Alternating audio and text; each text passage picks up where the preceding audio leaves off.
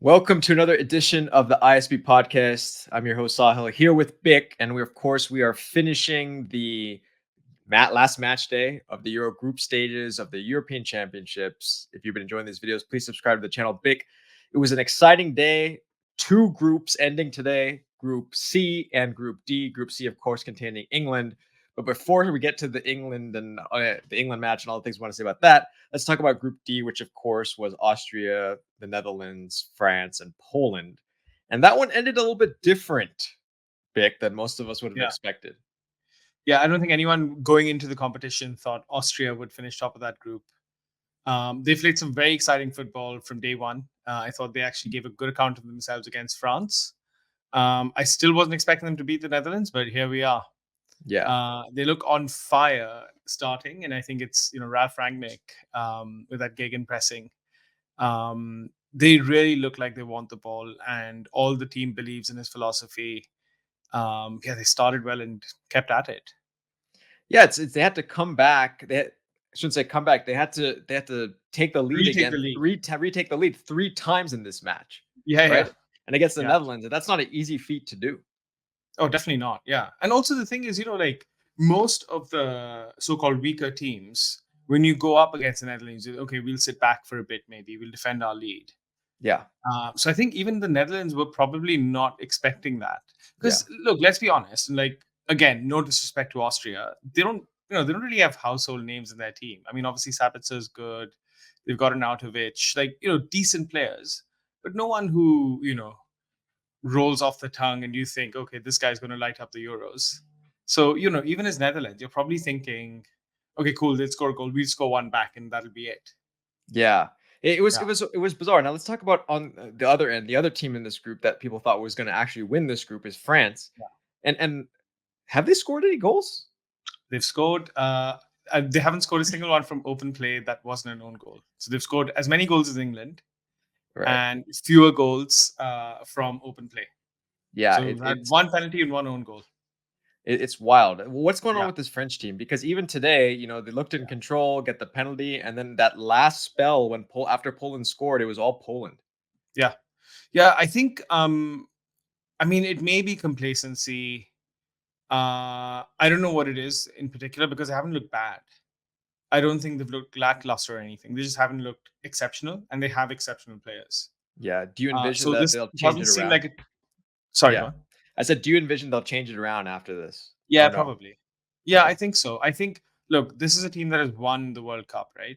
There are players who know how to win, and I think they have that confidence that maybe some other teams don't. And I suspect they'll probably turn it up a notch. This is a team that I think is 6 out of 10, 7 out of 10 of their ability. And when they get to the knockout stages, they'll really turn it on.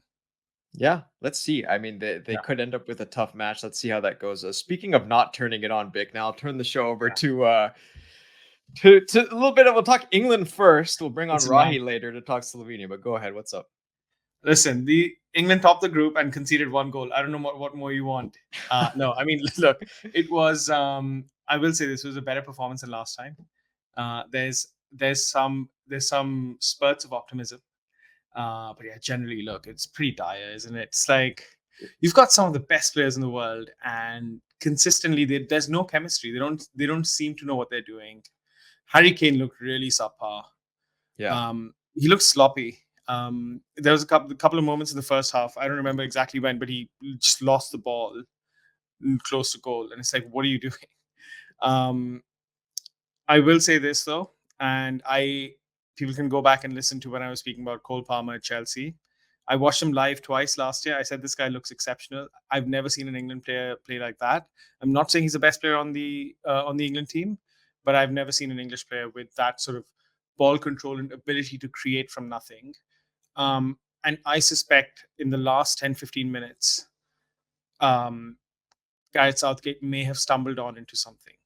Okay. That's my only cause for optimism. That and the fact that England have a slightly easier draw, which again, Gareth Southgate is probably the luckiest manager in the world. He always seems to do that. I mean, but this was everyone's saying, okay, when is England going to turn it on? And they haven't done it in the group No, they stage at haven't. all. No. Is that it? Is this it? Is this the England team? I mean, maybe this is it, Vic. Maybe. Yeah. Again, we'll find out, right? Like the thing about football, especially tournament football, is the narrative changes so quickly. If they get like a 3-0 win in the next match, Yeah. all of a sudden it's like, well, I mean, they top the group and they won 3-0 now and they're in the quarters. Like, it's coming home. Yeah. Um, and if they lose, then it's like same old England. Southgate needs to go. I think generally, I've been reading the reactions on Twitter. I've been seeing what people are saying on social media. I think um, everyone is a little pessimistic about the team and Southgate generally. There are some causes of optimism, but look again. They have a good match next time, and then they are in a good position. I don't think they'll win. I don't see this team beating France or Italy or Portugal or Spain or Yeah. Germany or actually even Austria. Like, I just don't see them. Yeah. It doesn't, like, I don't know where the next goal is going to come from. It's hard to see where it is, where how they Yeah. get through. But at the same time, Denmark had it all there for the taking. Could have avoided playing a tough opponent in the next round, and they didn't do it. Yeah. So Yeah. England so far, you got to take advantage when England slips up, right? Yeah, exactly. I mean, again, Denmark aren't the team they were a few years ago either. Yeah. And even in that Again, like this game, is yeah, this is the worst. This has been the worst group in the tournament yeah, by far, by far. Yeah, by far. yeah, by far. But who actually has a good story, which now we'll turn it over. I'll bring in Rahi for this segment. Is Slovenia make it through their first knockouts? So for the first time in Euro history. So Bick will let you go, and you can think about England the whole night and do whatever you have to do with that. But Yeah, cheers and uh, hope for the best in the. Hey, you still won the group, yeah, but yeah. I think you got a lot to think Coming about. home, baby. It's coming home. Okay, so we are done talking about England, but there was a team that was very happy on the day, and of course, that is Slovenia. Now, I have Rahi here to discuss with me about Slovenia, and you know that we have a soft spot for Croatia, but we also, Rahi, have a soft spot for the neighboring country, Slovenia. And why is that? We spent some beautiful time there. A great, beautiful country with incredible wine, very affordable and incredible wine. But we were Lake Bled, just a beautiful place. We had a great time there.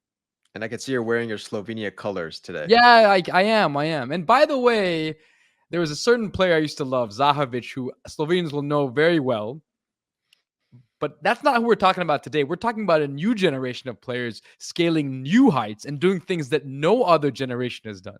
Yeah, so let's talk about the match from a Slovenian perspective. And of course, there was a bunch of heroes, but one main hero, and that's the guy in the back, Mr. Jan Oblak, who is from the town we stayed in, which was Skofja Loka in Slovenia, and he is from Skofja Loka. Yeah, just a wall. Just a wall, an incredible player. He's been so good for so long at Atletico. And this is a player who, in the biggest moments, shows up for his country, which is what you ask from your stars. And he's just time and time and time again, just a wall back there. Yeah, so how did you think they managed the match as a whole? Because it's not an easy match. England was, of course, looking to, improve on the last few games. Yeah, it wasn't easy. It wasn't easy, especially considering that England came in with a lot of criticism, right?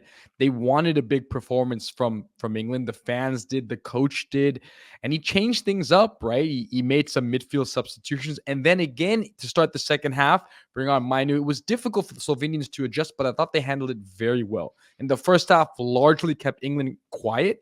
And when they did counter, they countered quite dangerously. And then the second half, England took control at times, but it never quite felt out of Slovenia's hands. It never felt that they were just surviving.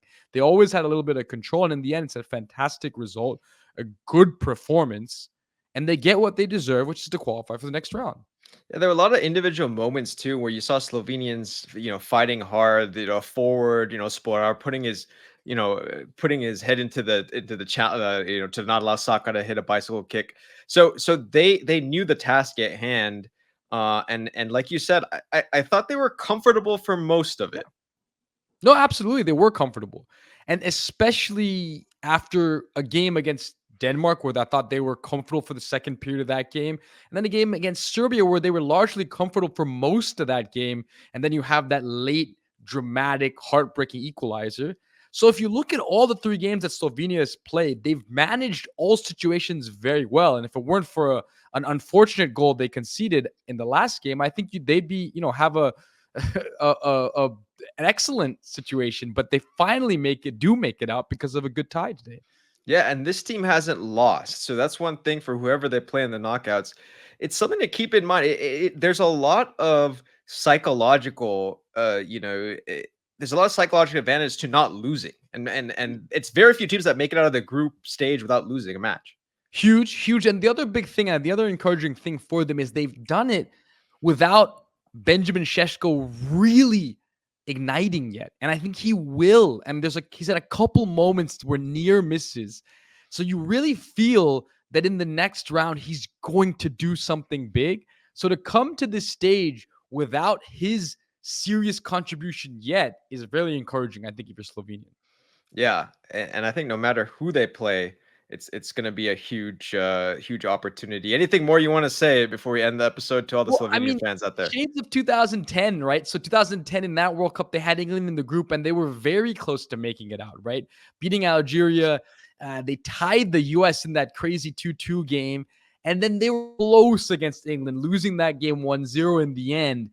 And you felt that time they were going to make it out. They didn't. Honestly, I was shocked to realize that they hadn't made it out of the group stage because they performed well. You remember that Euro where they were up 3-0 against Yugoslavia and then conceded 3 goals? I mean, that was insane as well. So they've had some great games, some great performances, and it's what they deserve, what this country deserves for contributing what they have to major tournaments. They played some excellent games.